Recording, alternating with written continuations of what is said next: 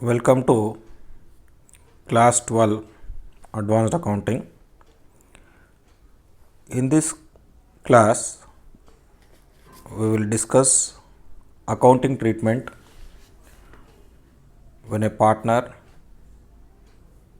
dies, death of a partner, accounting treatment. The problems arising on death of a partner are almost same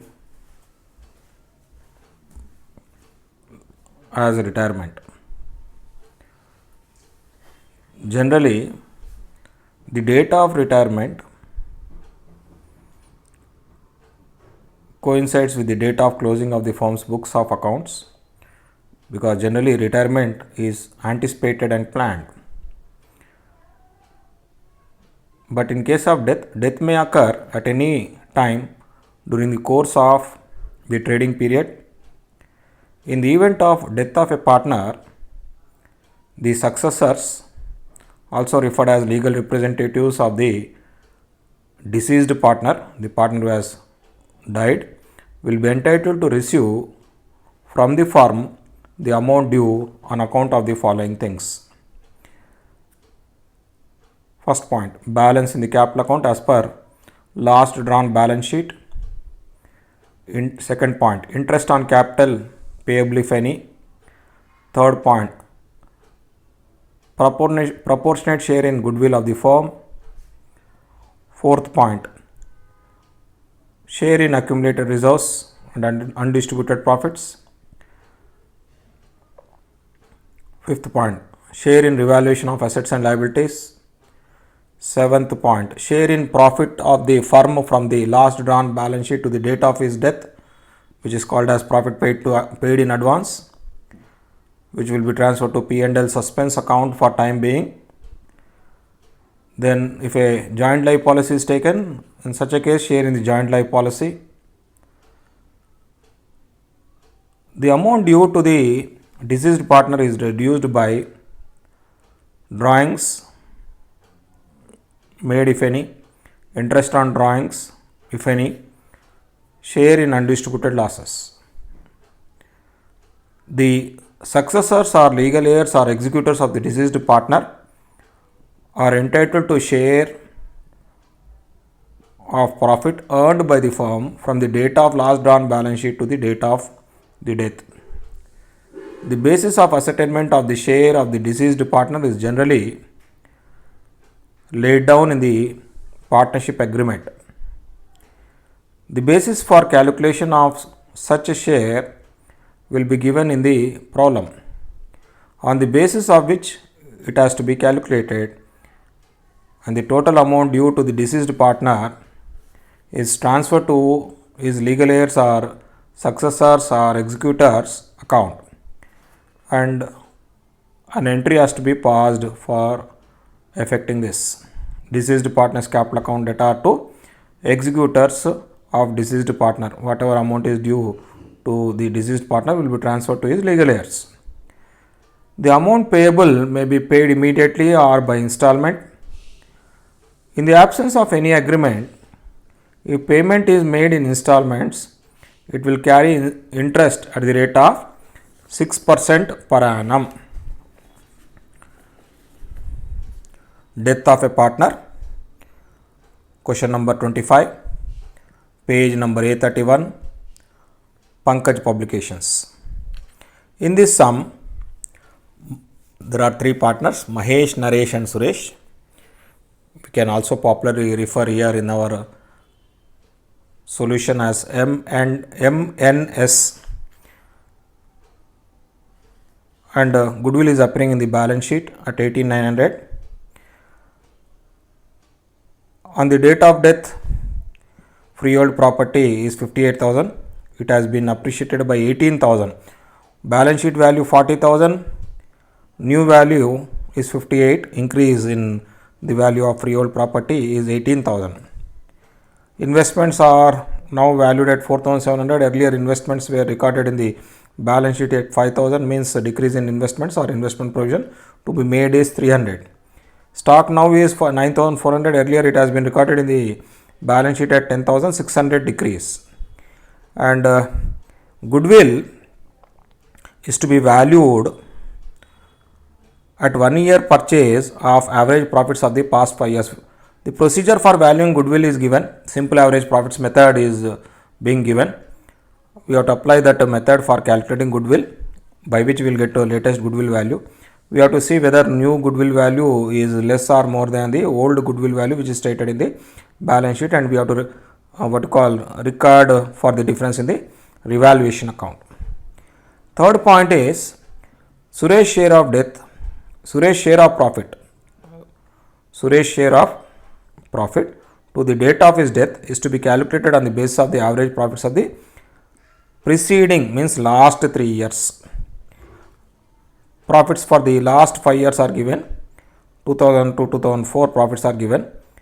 Preceding 3 years means 2004, 2003, 2002 you have to take for calculating Suresh share of profit till his date of his death. You are required to pass entries, show the capital account of Suresh, and also draft the new balance sheet. In working notes, first you have to calculate goodwill value, which is the procedure is mentioned in the point number B in the sum.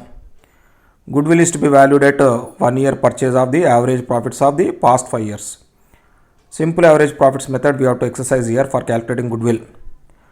The procedure is first you have to calculate average, then you have to multiply with the number of years purchase.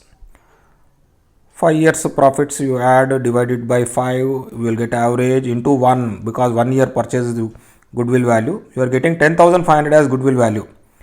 This is the latest goodwill value on the after Suresh's death, which is less than the goodwill value stated in the balance sheet. You have to record as a decrease in value of goodwill in the revaluation account. Next, Suresh share of profits. Suresh share of profit procedure is mentioned in the point number C. Suresh share of profit to the date of his death is to be calculated on the basis of the average profits of the preceding 3 years. Last 3 years of profits you consider, you calculate average, you are getting 9,000. 10,000 plus 8,000 plus 9,000 divided by 3, you are getting 9,000 into 3 by 12. The reason is the accounts are closed every year on 31st December. Last books are drawn on 31st December 2004, and Suresh has expired on 31st March 2005, exactly 3 months after commencement of the 2005 accounting year. So 9,000 into 3 by 12, January, February, March, 3 months, 3 by 12 into, that is giving a value of 2,250 into Suresh share of profit. Mahesh, Naresh, Suresh are equal partners, so Suresh share is 1/3. 750 is profit payable to Suresh on his death, which is profit paid in advance to the firm. 9,000 is average profit for 1 year. 2,250 is profit for 3 months, and 1/3 share value is 750. This is how you have to calculate Suresh share of profit. Now journal entries. Entries for recording the various aspects which are mentioned in the sum. First one, for recording increase in what you call freehold property. I have written as investments. You take it as what you call freehold property. It is not investments. It is freehold property,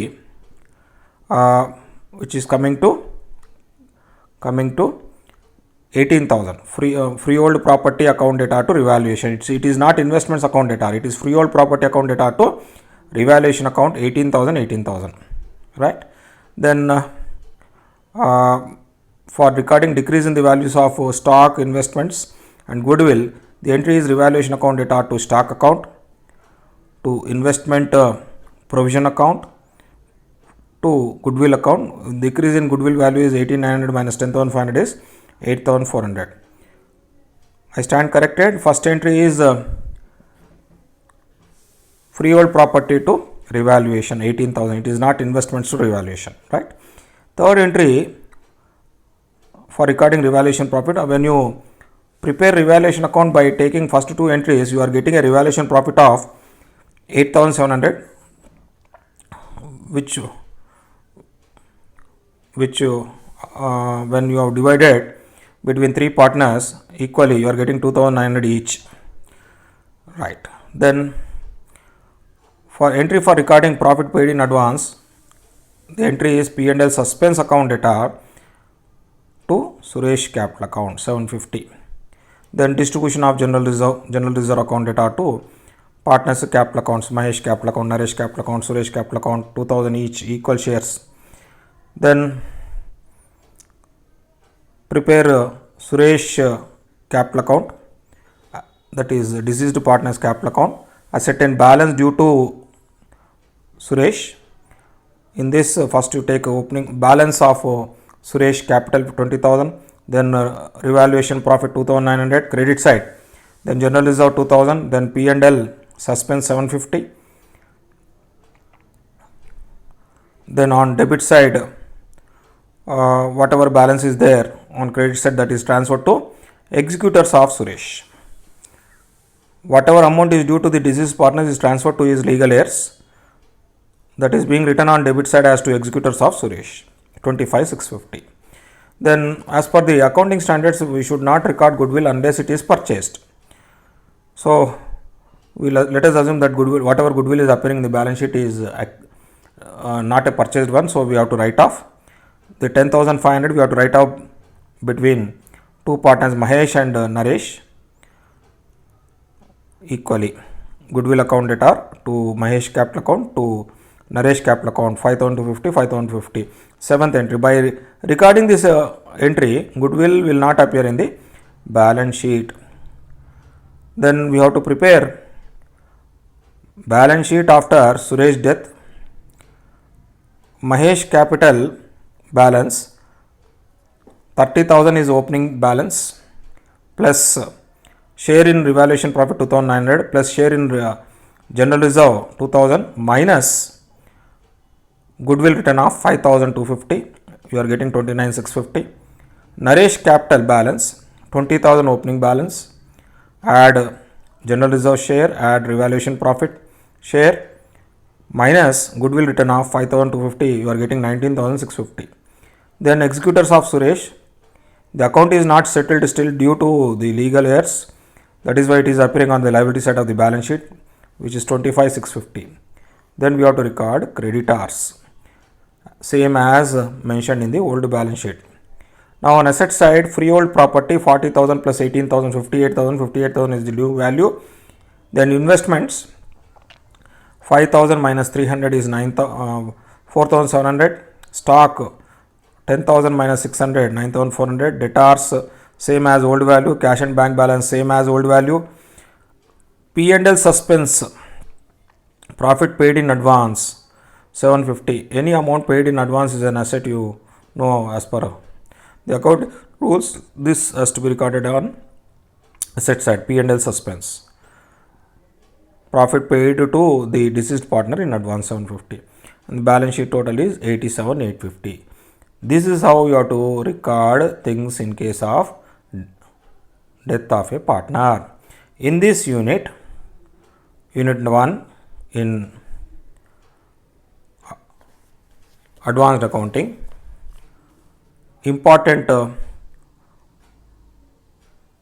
areas which from examination point of view are admission, retirement, death. If you are thorough with admission and retirement, you can attempt one problem out of two in the long answer segment. Anyhow, I am going to give you list of important questions after completing the whole syllabus. That's it. We have now completed unit 1. In the next class, we are going to start unit 2, dissolution and insolvency of a partner. Thank you.